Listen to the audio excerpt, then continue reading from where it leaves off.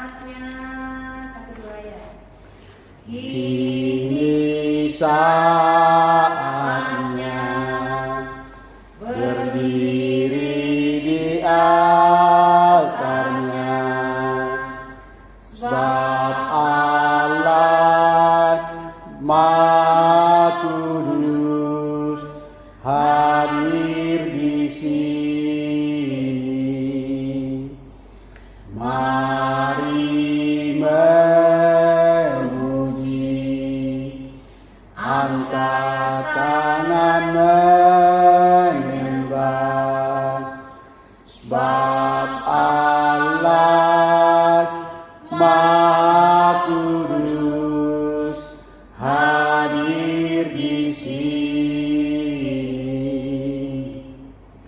Kita masuk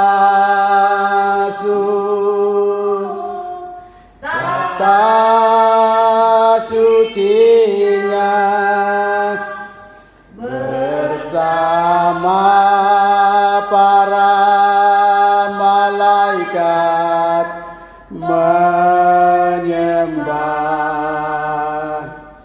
Mari puji Yesusku,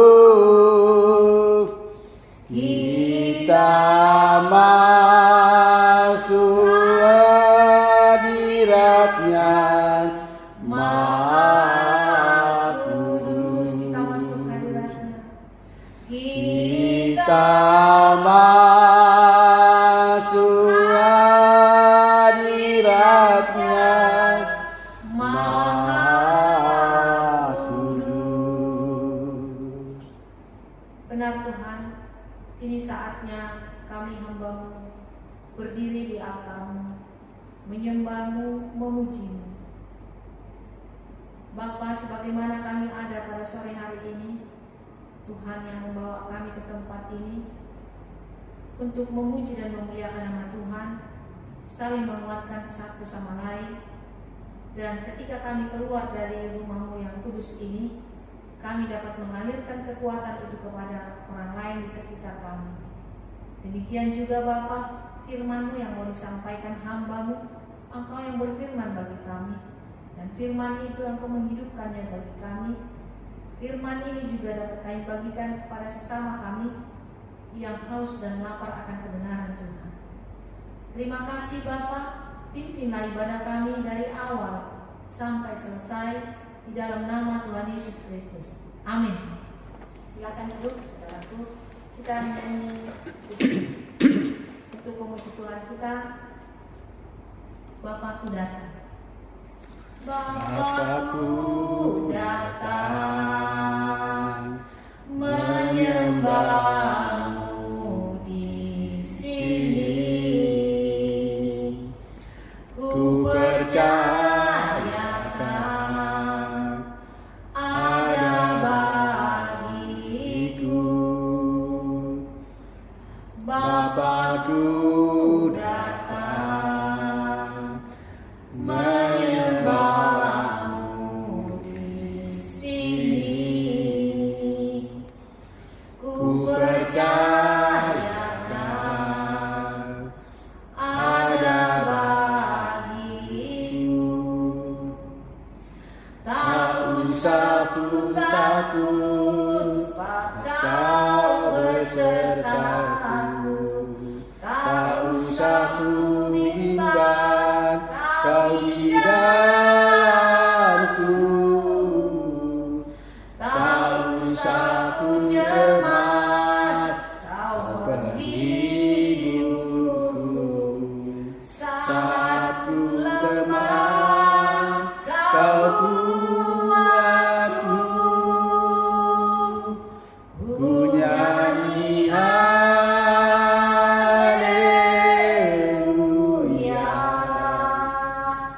ku nyanyi haleluya.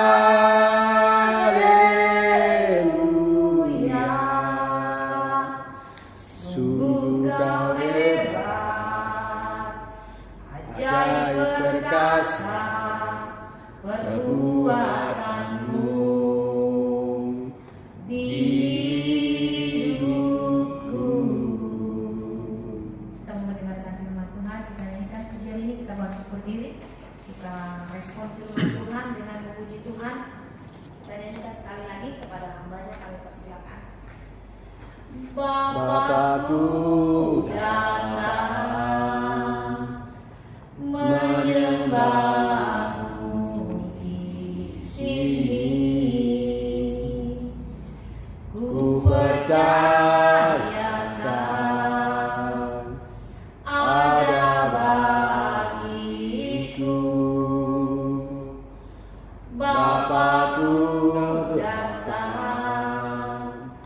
menyembahmu di sini. Ku percayakan ada bagiku. Tak usah ku takut, sebab kau besertaku. Tak usah ku bimbang, kau di dalamku. Tak usah ku cemas, kau penghidupku. Saat ku lemah, kau kuatku. Ku nyanyi haleluya.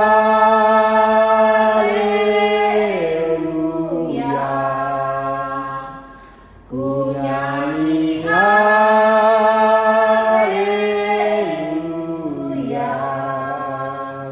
Sungguh kau hebat, ajaib perkasa perbuatanmu di hidupku.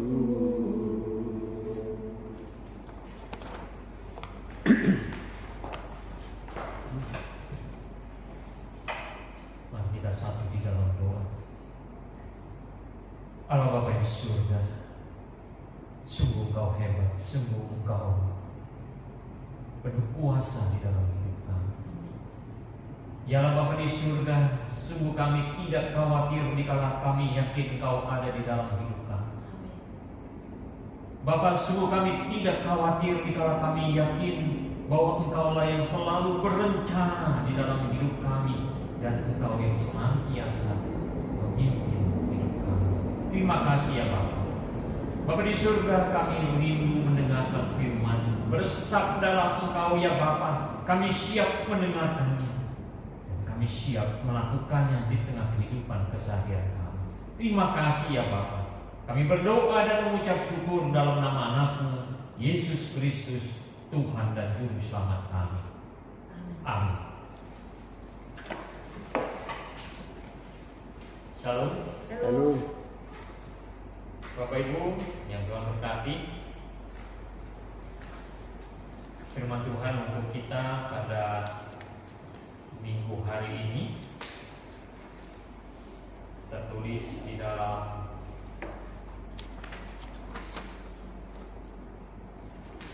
Yohanes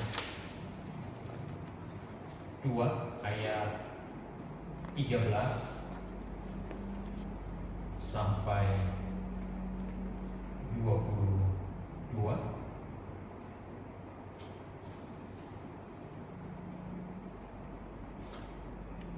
Kita akan membacanya secara bergantian.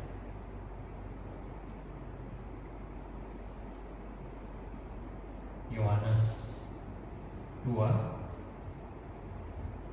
ayat 13 sampai 22.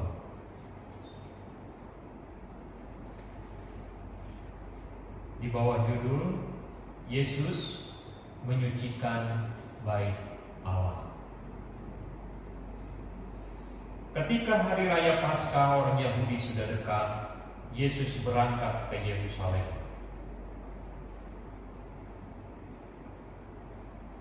Kita bergantian, Bapak Ibu. Berapa? Dalam bait suci didapatinya pedagang-pedagang lembu, kambing domba dan merpati, dan penukar-penukar uang duduk di situ. Ia membuat cambuk dari tali, lalu mengusir mereka semua dari bait suci dengan semua kambing domba dan lembu mereka.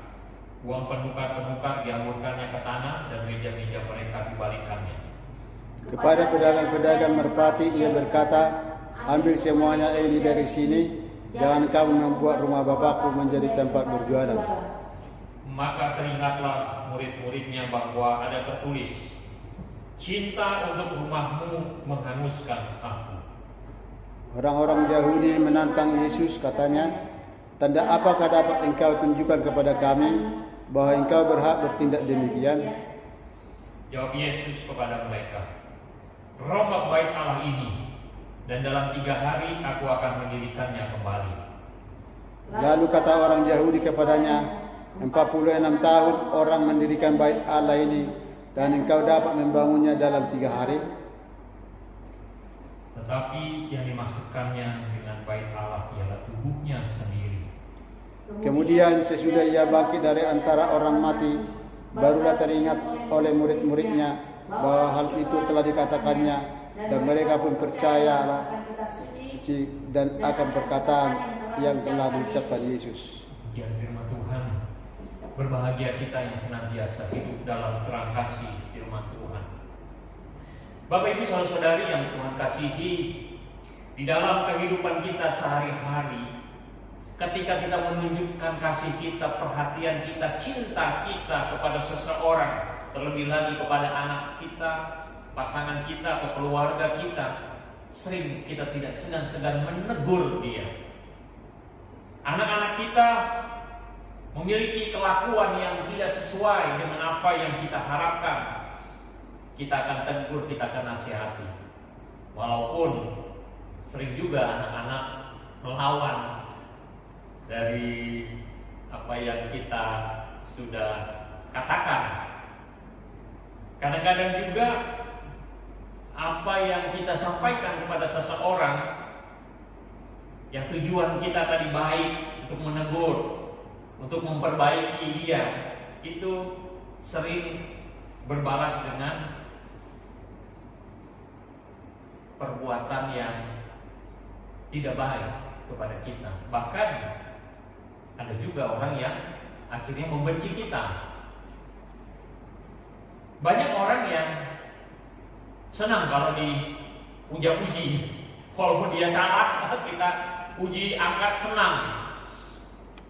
Padahal nanti akhirnya bisa jadi dia jatuh, ya. Akhirnya dia mengalami hal-hal yang sesungguhnya membuat dia itu akhirnya celaka. Ini yang sering sekarang ini kita lihat ya di media sosial. Menurut kita tidak baik, tapi ada juga orang yang memuja-puji, mengangkat-angkat gitu ya. Tujuannya apa? Untuk dia mendapatkan imbalan, untuk dia barangkali selama ini dia dibantu atau mendapatkan hal-hal yang dapat menolong dia dalam kesehariannya, sehingga si penolong tadi ketika melakukan kesalahan atau kejahatan, dia gak berani untuk menasihati atau memberikan arahan atau mengingatkan, gak berani, karena takut mungkin nanti nanti gak dapat lagi bantuan, gak dapat lagi sumbangan. Nah sekarang ini tidak jelas apakah orang memberikan nasihat atau memberikan teguran itu karena sayang atau kasih, atau ada motivasi lain, udah bercampur aduk. Nah Yesus mengingatkan kita dengan perikop yang tadi sudah kita baca, bagaimana Yesus ketika datang ke bait Allah, dia lihat banyak pedagang. Ya memang pedagang tadi, pedagang lembu gitu ya, domba, merpati, itu memang diperlukan hewan-hewan ini untuk persembahan, untuk diibadah ya, sebagai korban, korban penebusan dosa, sebagai korban untuk ucapan syukur, diperlukan untuk ibadah. Nah karena itu pada perayaan Paskah pada masa itu Nah, banyak orang yang datang dari berbagai negara, dari daerah-daerah, dari kota-kota di sekitar itu, yang mereka tidak bawa hewan-hewan untuk mereka nanti persembahkan. Pertama, mungkin mereka tidak menemukan apa yang harus dipersembahkan, ya, hewan yang baik, hewan yang benar-benar dipersyaratkan untuk sebagai kurban. Nah, sehingga mereka membelinya dari pedagang yang ada di pelataran bait Allah itu, pelataran bait suci. Nah, ketika Yesus datang, dia marah. Kenapa? Padahal hal yang biasa gitu ya, memang hewan-hewan itu diperlukan. Nah, termasuk tadi dikatakan ada penukar-penukar uang, ya, karena mereka datang, dia harus tukar uangnya supaya bisa membeli hewan-hewan itu. Nah, Yesus marah kenapa? Karena orang-orang itu sudah tidak lagi memikirkan bagaimana sesungguhnya ibadah untuk memuji memuliakan Allah, tetapi mereka sibuk dengan dagangan-dagangan mereka. Nah, kita tahu kalau orang berdagang itu berpikir soal untung, ya, tidak ada pedagang yang berpikir untuk rugi, untung. Jadi orang berpikir bagaimana soal untung. Nah, ini jadi terlupakanlah bagaimana sesungguhnya ibadah yang baik. Nah, kenapa nih jadi rumah ibadah ini jadi tempat orang berjualan? Kalau di pasar nggak ada masalah, memang itu tempat berjualan, ya, orang mengambil untung. Tapi ini rumah ibadah. Yesus marah. Nah, firman Tuhan tadi katakan ini karena kecintaannya, ya. Ini murid-muridnya ingat, ya, satu kalimat di ayat 17 dikatakan, maka teringatlah murid-muridnya bahwa ada tertulis, cinta untuk rumahmu menghanguskan aku. Nah, ini mereka ingat dari pemazmur, ya, dari Mazmur 69 ayat 10, cinta akan rumah Tuhan.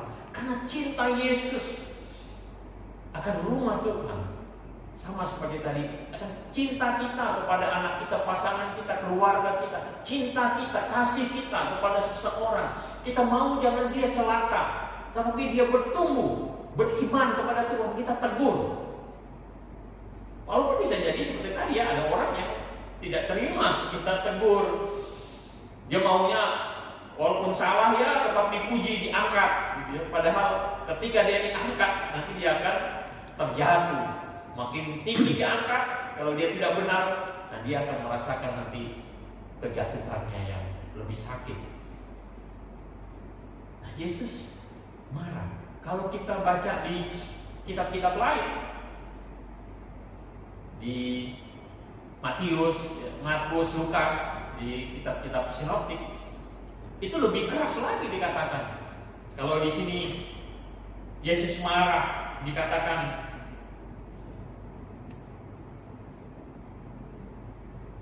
jangan jadikan bait, ya, rumah Bapakku, bait Allah, bait suci itu menjadi tempat berjualan, ya, tempat berjualan.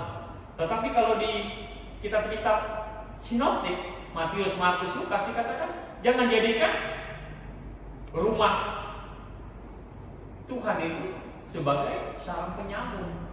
Wah, ngeri sekali, sarang penyamun. Keras lagi gitu. Nah, kalau kita lihat perkembangan gereja sekarang ini, maka kita bisa mengevaluasi diri. Bagaimana gereja-gereja kita sekarang? Apakah kita cinta akan rumah Tuhan, kita mengasihi Allah? Nah, kalau misalnya kita cinta akan rumah Tuhan, kita mengasihi Allah, maka seperti Yesus tadi, harusnya hati kita juga bergolak. Kita juga marah kepada hal-hal yang tidak benar. Nah, kita lihat sekarang gereja banyak tidak lagi berfokus kepada bagaimana membawa umat untuk menyembah kepada Tuhan, ya, dengan persembahannya. Jadi penyembahan dan persembahan itu tidak bisa dipisahkan. Ya, ketika kita menyembah Allah, pasti kita membawa persembahan. Nah, gereja-gereja tidak lagi melihat bagaimana umat sungguh-sungguh menyembah Allah dan sungguh-sungguh mempersembahkan hidupnya bagi Allah. Nah, kalau kita lihat, banyak yang berpikir bagaimana gereja dapat memperoleh pendapatan, gitu ya. Bagaimana gereja-gereja dapat memperoleh dana untuk mereka bisa mengembangkan gerejanya. Bukan berpikir bagaimana dana itu digunakan untuk membawa umat datang menyembah kepada Tuhan, benar-benar hidup di dalam Tuhan. Bagaimana umat benar-benar menjaga hidupnya kudus, tidak menyimpang dari firman Tuhan. Tetapi bagaimana supaya gereja-gereja itu terlihat megah, terlihat hebat, jadi kelihatan fisiknya. Nah, ini juga sesuatu yang sesungguhnya sudah menyimpang dari apa yang Tuhan harapkan. Karena Tuhan tidak mengharapkan suatu penyembahan yang terlihat hanya fisiknya, tetapi hati yang memuji, hati yang beriman, hati yang percaya. Jadi gereja-gereja berpikir bagaimana supaya dapat pendapatan gitu ya, persembahan yang besar, yang mereka tata ibadahnya bagaimana supaya memukau, menghadirkan tokoh-tokoh gitu, artis-artis misalnya, supaya tadi tujuannya jadi meramaikan, membuat gereja kelihatan megah, bangun gedung-gedung yang mewah. Padahal di dalamnya apakah benar-benar jemaatnya sungguh-sungguh datang menyembah, memuliakan Tuhan, sungguh-sungguh merasakan hadirat Tuhan dan sungguh-sungguh hidup kudus di hadapan Tuhan. Nah, ini yang menjadi evaluasi kita. Kalau seandainya itu terjadi pada kita, maka kita seperti Tuhan Yesus tadi katakan, kita harus juga tergerak untuk merombak, untuk mengubah, untuk kembali ke jalan yang benar. Jadi bukan lagi berpikir bagaimana gereja bisa menghadirkan orang-orang, bisa mengumpulkan dana persembahan yang sedemikian banyaknya. Tidak. Jadi kalau kita di sini dengan kehadiran kita yang masih sedikit, ini bukan berarti bahwa kita lalu ditinggalkan oleh Tuhan. Ini satu perjalanan bagi kita, bahwa ketika kita sungguh-sungguh menyembah, ketika kita sungguh-sungguh hidup di dalam Tuhan, menjaga kekudusan hidup kita, percayalah, Tuhan akan memperhitungkan itu semua. Perlahan-lahan kita akan bertumbuh menjadi gereja-gereja yang akan menjadi teladan bagi orang-orang yang selama ini, kalau kita perhatikan di internet, banyak yang galau. Seperti apa sesungguhnya gereja yang sungguh-sungguh kudus? Nah, Yesus tadi di judul perikop kita menyucikan. Nah, hal-hal yang tidak benar dibuang. Nah, sekarang banyak gereja tidak lagi berpikir bagaimana untuk menyucikan diri. Nah, gereja bukan hanya berpikir sebagai jemaat, tetapi diri kita sendiri sebagai gereja. Di dalam 1 Korintus 3 ayat 16 dikatakan, "Tidak tahukah kamu bahwa kamu adalah bait Allah dan bahwa Roh Allah diam di dalam kamu?" Jadi kalau Yesus tadi menyucikan bait Allah, karena sudah menyimpang, fokusnya sudah lagi tidak kepada penyembahan dan persembahan kepada Allah, tetapi lebih kepada kesibukan untuk mendapatkan keuntungan tadi, maka kita secara pribadi sebagai gereja dan kita sebagai tubuh Kristus, jadi gereja ini tubuh Kristus dan kita anggotanya, dan kita sendiri adalah bait Allah, Roh Kudus ada di dalam hidup kita, maka kita harus menyucikan hidup kita. Kita harus buang, kita harus mungkin balikan hal-hal yang membuat kita tidak kudus. Nah, inilah yang perlu menjadi evaluasi kehidupan bergereja kita. Jadi kalau misalnya dari kehidupan kita sehari-hari, dari mata pandangan kita membuat kita menjadi tercemar, maka kita harus membuang itu, kita harus merubah itu untuk kita meninggalkan kebiasaan-kebiasaan yang membuat kita akhirnya jatuh ke dalam dosa. Dari pandangan, dari pendengaran, dari makanan, minuman, dari semua hal yang membuat tubuh kita tercemar. Ini harus kita buang. Seperti Yesus marah, membongkar, mencungkir balikan itu. Dan demikian juga hidup kita. Demikian juga gereja-gereja. Kita bongkar hal-hal yang membuat kita tercemar dari dosa. Nah, dari apa yang dikatakan Tuhan Yesus ketika dia ditanya oleh orang-orang yang menantang Yesus, katakan, tanda apakah dapat engkau tunjukkan kepada kami bahwa engkau berhak bertindak demikian?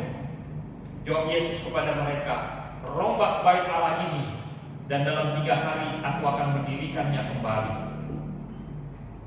Orang-orang heran, 3 hari bait Allah itu dibangun 46 tahun. Sekarang Yesus katakan dia bisa membangunnya 3 hari. Nah, setelah Yesus mati kemudian bangkit pada hari ketiga, murid-muridnya baru sadar, oh, ini yang dimaksud adalah tubuh Kristus. Gereja sebagai tubuh Kristus. Dan demikian juga kita nanti. Ketika kita mati, kita percaya, kita yang hidup di dalam Kristus, kita juga akan dibangkitkan. Dan itu pasti. Hanya bagaimana kita hidup di dalam Kristus, kita harus menjaga kekudusan hati kita. Kudus dari apa yang kita lihat, apa yang kita tonton. Nah, kita tahu dengan teknologi sekarang, internet, itu cara iblis juga masuk ke situ untuk mempengaruhi anak-anak Tuhan, untuk menjauh, untuk membuat kita tidak kudus. Nah, ini yang perlu menjadi evaluasi hidup kita, orang-orang yang beriman kepada Tuhan. Bagaimana kita mempersiapkan keluarga kita, keluarga sebagai jemaat gereja terkecil. Nah, kita juga harus menjaga itu kekudusan. Nah, ini semua tidak lain karena firman Tuhan tadi katakan, karena cintaku kepada rumah Tuhan, karena kasihku kepada keluargaku, kepada istriku, suami, kepada anak-anakku, maka kita harus berjuang untuk menjaga. Kita harus membina anak-anak kita, keluarga kita, jemaat kita, untuk mereka sungguh-sungguh berada di jalan Tuhan, terhindar dari segala kecemaran-kecemaran yang bisa mengganggu hubungan antara kita dengan Tuhan. Karena Allah itu kudus.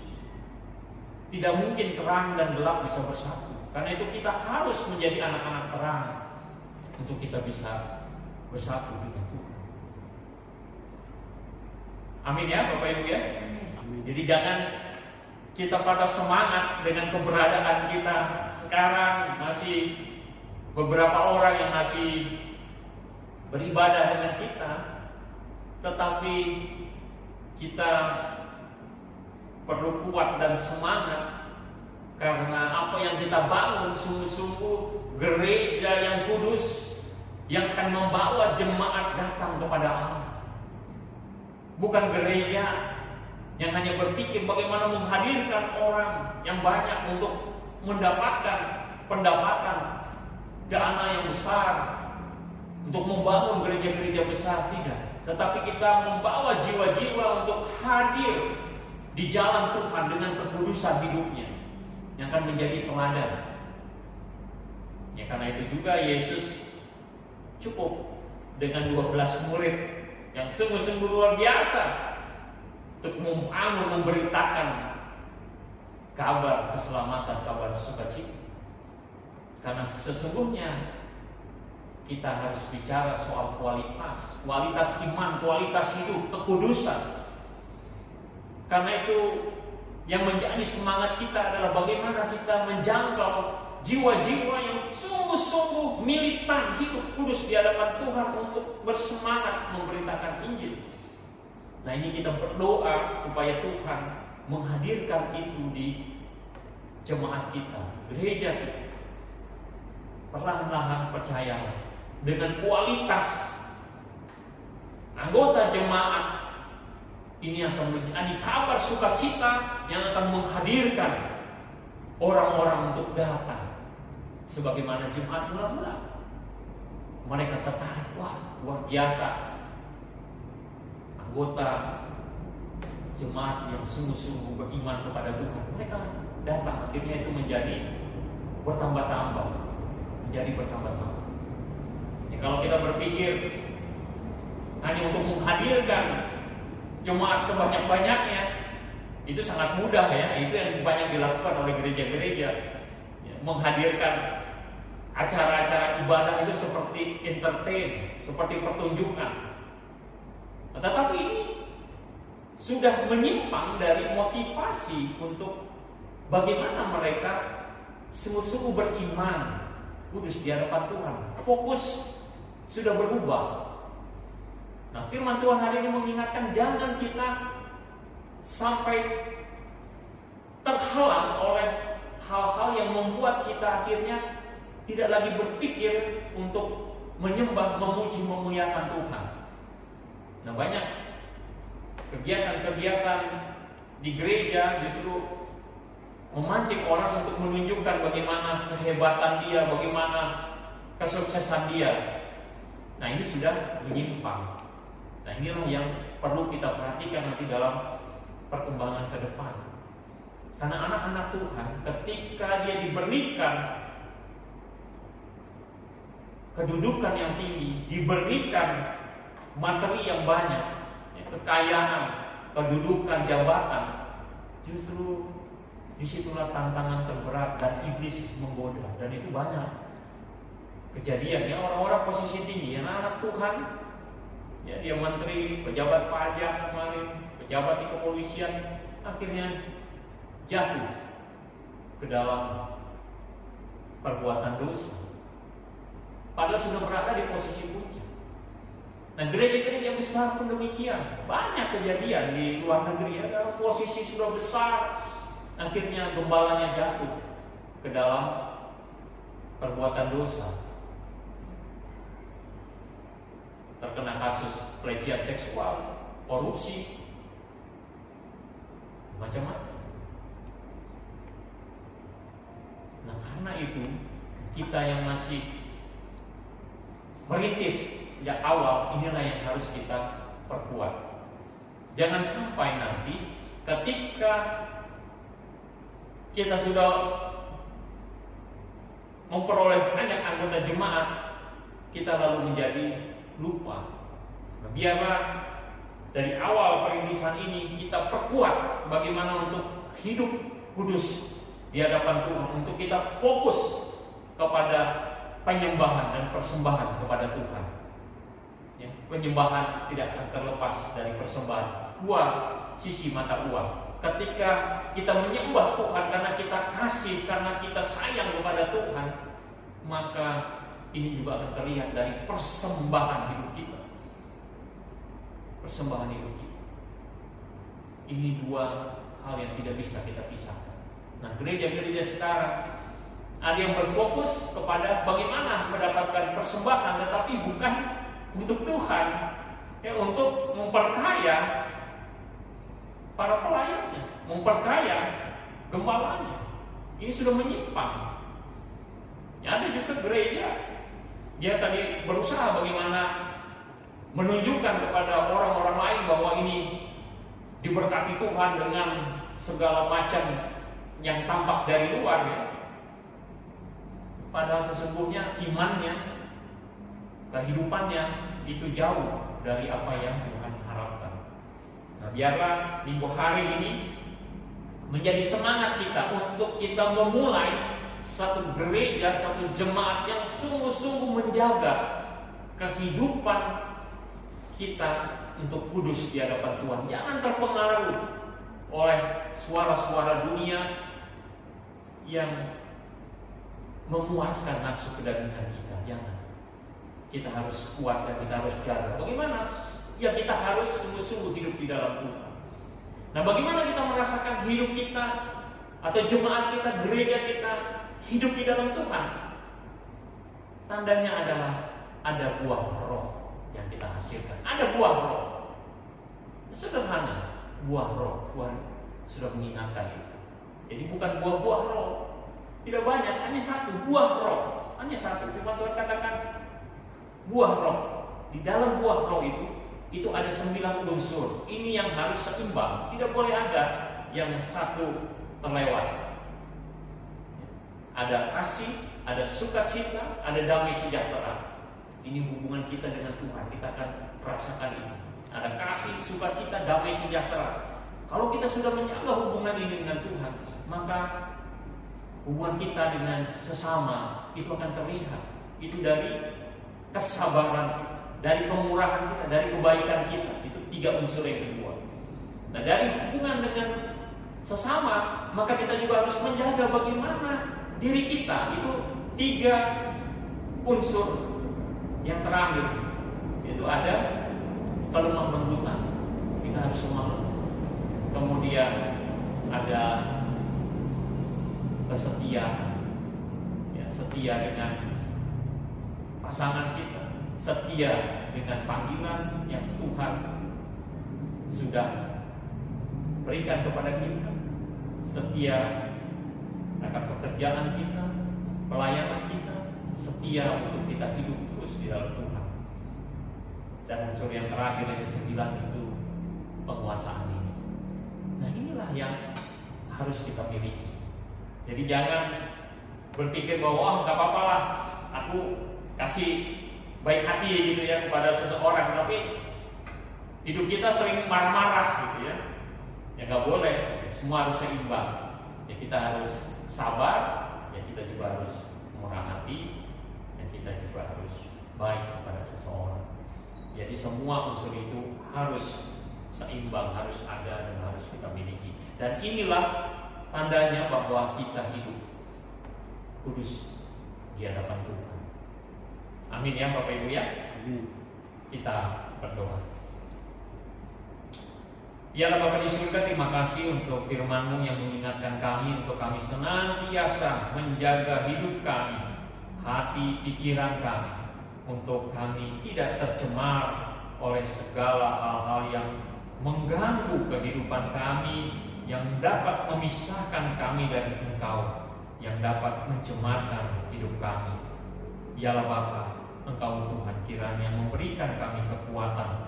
Engkau kiranya yang senantiasa memberikan kami kemampuan untuk melihat apa yang menjadi tugas-tugas yang harus kami lakukan, untuk apa yang akan kami kerjakan seturut dengan rencana dan kehendak-Mu.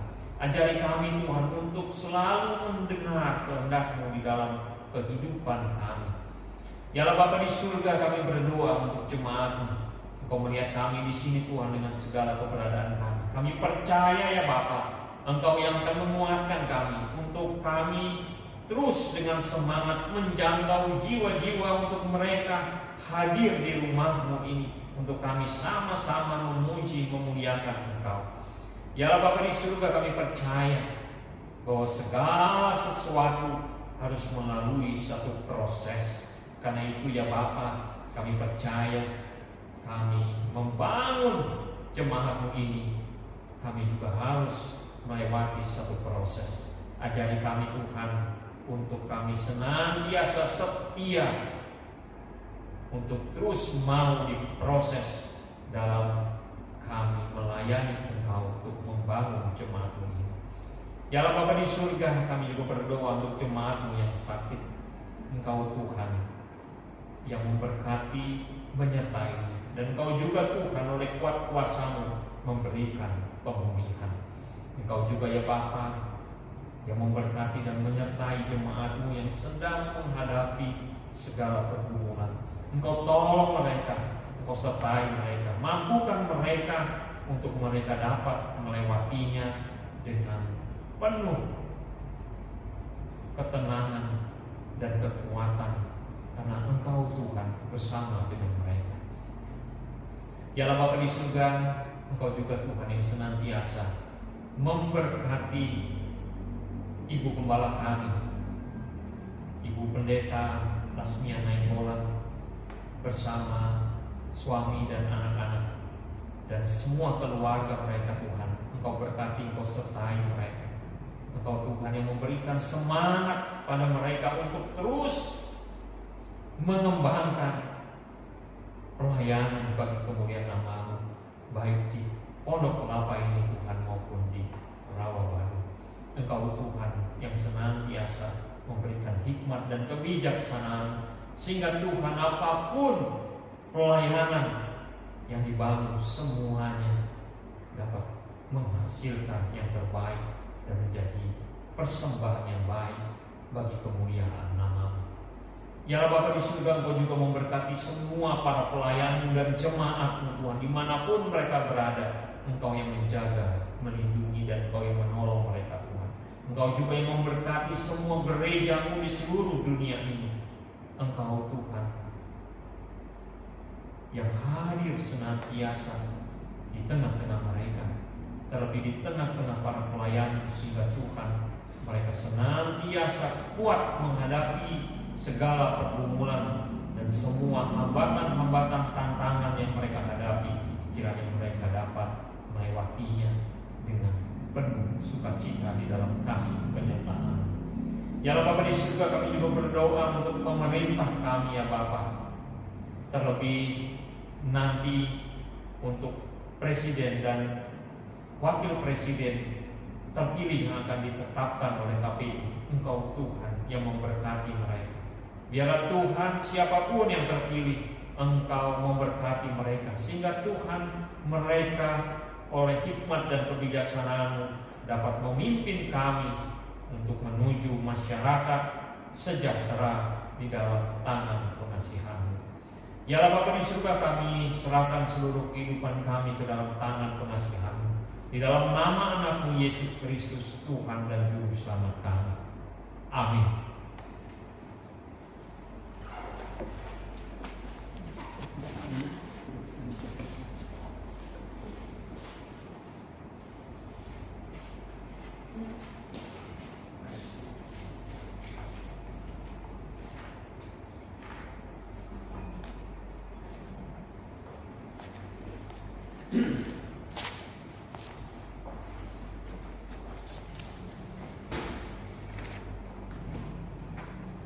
Memberikan persembahan untuk pelayanan pekerjaan Tuhan dari tempat ini sampai ke ujung dunia. Kita nyanyikan pujian dari Jemaat Nomor 302, 1 dan 3. Beri persembahan pada Tuhanku sambil puji Yesus Juru Selamatku, dengan sukacita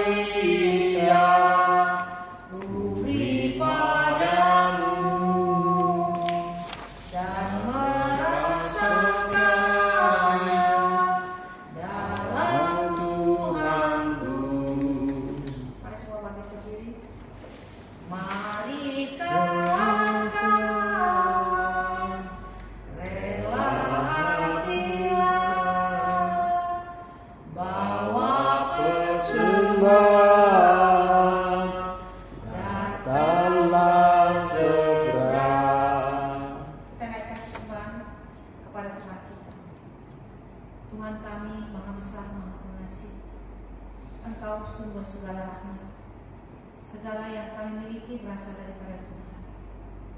seberapa yang kami gunakan untuk mendirikan kerajaan-Mu di tengah-tengah dunia ini. Biarlah itu Tuhan, kami berikan untuk persembahan kami demi kemuliaan Kristus Yesus Tuhan kami. Bapa, kami rindu Tuhan, supaya Engkau juga lah memberkati kami berlimpah-limpah, supaya dalam kelimpahan itu kami dapat mengalirkannya demi pelayanan di tengah-tengah dunia ini.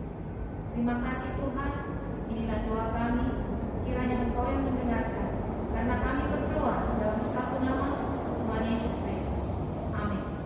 Pujian penutup dari ibadah kita pada saat ini dari pujian yang ada di tangan kita nyanyikan. Nanti Bapak Pendeta akan memimpin doa kami dan doa kita. Oh Tuhan, pimpinlah langkahku,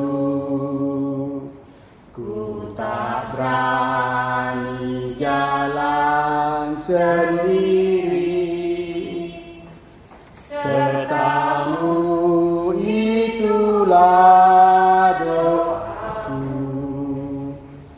Ajarku merendahkan diri, menurut firman-Mu tiap hari, jadi pelita-Mu lemah, mencari domba yang sesat. Itulah kerinduan jiwaku. Mari kita sama-sama berdoa doa yang diajarkan Tuhan Yesus kepada murid-muridnya. Bapa kami yang di sorga, dikuduskanlah namamu, datanglah kerajaan-Mu, jadilah kehendak-Mu di bumi seperti di sorga. Berikanlah kami pada hari ini makanan kami yang secukupnya, dan ampunilah kami akan kesalahan kami, seperti kami juga mengampuni orang yang bersalah kepada kami. Dan janganlah membawa kami ke dalam pencobaan, tetapi lepaskanlah kami daripada yang jahat. Karena Engkau punya kerajaan dan kuasa dan kemuliaan sampai selama-lamanya. Amin. Jemaat yang Tuhan berkati, pulanglah dalam damai sejahtera di tengah kehidupan keseharian kita, dan terimalah berkat Tuhan. Tuhan memberkati engkau dan melindungi engkau. Tuhan menyinari engkau dengan wajah-Nya dan memberi engkau kasih karunia. Tuhan menghadapkan wajah-Nya kepadamu dan memberi engkau damai sejahtera. Bapak, terima kasih. Bapa, terima kasih. Bapa, terima kasih. Bapa di dalam surga, puji terima kasih.